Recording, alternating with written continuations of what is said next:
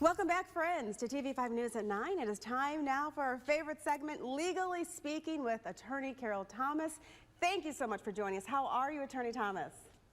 I'm wonderful. Thank you, Colette. How are you? I'm doing well. I'm so glad you're here. Okay, viewers, make sure you grab a pen and some paper. We have some very valuable information from Attorney Thomas today. We are talking about elder law, estate planning, and trust. Attorney Thomas, you are an elder law attorney, and you have a background in counseling. And you see so many families dealing with dementia. What are your main concerns for these families? Well, my main concerns with a family dealing with dementia, that's really twofold. Number one, the emotional turmoil that causes in a family, whether it's a spouse or a parent. It's very, very difficult to deal with someone with dementia. But the second one that I deal with as an elder law attorney is the financial potential burden down the road. So many spouses are so concerned. What if my spouse needs long-term care? How am I going to come up with an extra $10,000 a month? They're very costly.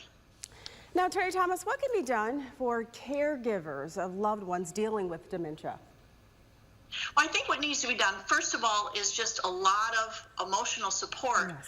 But secondly, if they're not aware that assets can be protected, that a spouse can get the income of a spouse in a nursing home, it's to tell these people, you need to see an elder law attorney. You need to find out what needs to be done, what can be done, until it's too late that maybe there wouldn't be any financial help for these families. Now, Attorney Thomas, all of our viewers' questions can be answered because you have a seminar coming up. So when and where is that going to be? I'm so glad you asked about the seminars, Colette. I love doing the seminars. I've done them for over 20 years, and I really do answer all these questions. And the next seminar is actually at the Horizons Conference Center in Saginaw Township, and I have sessions at 10 o'clock and 5 o'clock, and it's on Wednesday, May 18th. And Colette, I love the response I get after these seminars because people learn the issues that we always talk about on your program.